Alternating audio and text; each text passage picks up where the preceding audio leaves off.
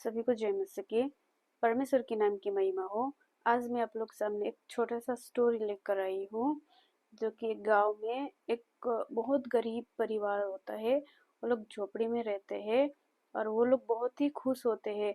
और एक दिन वो रास्ता होकर एक राजा जा रहे होते हैं अपने मंत्री के साथ, और वो परिवार को देखकर बहुत खुश होते हैं और कहते हैं कि देखो देखो इनका परिवार कितना खुश है, झोपड़ी में रहते हैं फिर भी कितना खुश है, और अपने बच्चों के साथ खेल रहे पति पत्नी कितना खुश है, ऐसा करके बोलते हैं। और राजा अपने मंत्री से बोलता है, मैं इन लोग को कुछ भेंट देना चाहता हूँ। तब वो मंत्री बोलता है, नहीं नहीं राजा, आप ऐसा मत कीजिए, आप इन लोग को भेंट मत दीजिए। फिर भी राजा बोलते हैं कि नहीं नहीं, मैं तो इनको भेंट दूंगा। तब और राजा अपने मंत्री को आदेश देता है कि उनके घर के बाहर एक बैग में कुछ रुपया भर के रख दे। तब वो मंत्री ऐसा ही करते हैं। दूसरे दिन जब सुबह उठकर वो आदमी दरवाजा खोलकर देखता है तो एक बैग में काफी सारा पैसा बड़ा हुआ भरा हुआ पड़ा देखकर बहुत ही खुश होते हैं। और वो अपने पत्नी को बुलाता है, अपने बेटे को बुलाकर कहता है, देख देख ये कितना बड़ा हमारे साथ किसी ने हमारे घर पे, हमारे घर के बाहर एक पैसा का बैग भर के रख दिया है, देखो देखो, ऐसा करके बोलते हैं। और वो लोग बहुत ही खुश हो जाते हैं और वो पैसा गिनने लग जाता है। और गिनते गिनते गिनते गिनते 97 हो जाता है। 97 में आकर रुक जाता है और सोचते हैं, नहीं नहीं नहीं, ये हमने गलत गिना होगा, इसलिए 97 हो गया, 100 होना चाहिए, ऐसा करके बोलता है। फिर से वो लोग पैसा गिनता है, फिर भी 97 में आकर रुक जाता है। फिर से वो गिनते हैं, फिर भी 97 में आकर रुक जाता है। तब वो सोचते हैं कि किसी ने हमारे साथ बहुत ही गलत किया और मैं इसको 100 करूंगा, मैं इसको 100 करूंगा करके वो आदमी सोचता है। और कहता है कि मैं अब दिन रात मेहनत करूंगा और इसको 100 100 बनाऊंगा। तो उस दिन के बाद वो आदमी बहुत मेहनत करता है और मेहनत का पूरे दिन काम करके आने के बाद वो रात को वो पैसा गिनने के लिए बैठ जाता है। और रोज ऐसा ही करता था, काम करके आता था, मेहनत करता था, और रात को आकर वो पैसा गिनता था। और ऐसे करते करते काफी टाइम हो गया। फिर एक दिन उसमें से दो सिक्का गायब हो जाता है। वो काम से आने के बाद वो पैसा गिनने लग जाता है और उसमें दो सिक्का गायब हो जाता है। पहले 97 होता है, फिर उसके बाद दो सिक्का गायब हो जाता है। तो वो अपने बीवी को बुलाकर कहता है कि इसमें से देख ना, दो सिक्का गायब हो गए, क्या तूने लिया है क्या, ऐसा करके अपने पत्नी को पूछता है। तो पत्नी बोलता है कि घर पे कुछ राशन खत्म हो गया, सामान खत्म हो गया, तो मैं उसी पैसों से लेकर आया।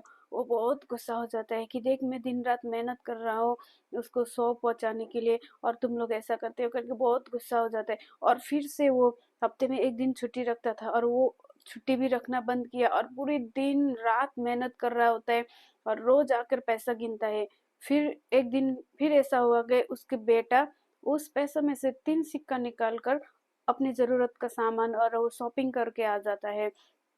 और वो आदमी फिर रात को आकर पैसा गिनने बैठ जाता है और फिर से उसमें से 3 सिक्का गायब हो जाता है। और फिर वो बहुत गुस्सा हो जाता है और अपने बेटे को बुलाकर पूछता है कि क्या तूने इसमें से पैसा लिया है। तो वो अपने बेटा बोलता है कि देखो ये सब सामान उसी पैसों में से मैं लेकर आया हूँ, देखो कितना सारा सामान मैं लेकर आया हूँ, ऐसा करके बोलते हैं। तब उस पिता को बहुत ही गुस्सा आ जाता है और वो कहते हैं कि मैं दिन रात मेहनत कर रहा होता हूँ, एक दिन भी आ, आराम करे बगैर मैं दिन रात मेहनत कर रहा हूँ, तुम लोग को समझ में नहीं आता है, मैं इसको 100 करने के लिए मैं मेहनत कर रहा हूँ। और वो सब बोल के बहुत ही गुस्सा हो जाता है। और फिर एक दिन उसी रास्ता होकर राजा जा रहे होते हैं, तब वो देखते हैं कि उस घर में अशांति होता है, उस घर में लड़ाई झगड़ा और खाना पीना कुछ नहीं।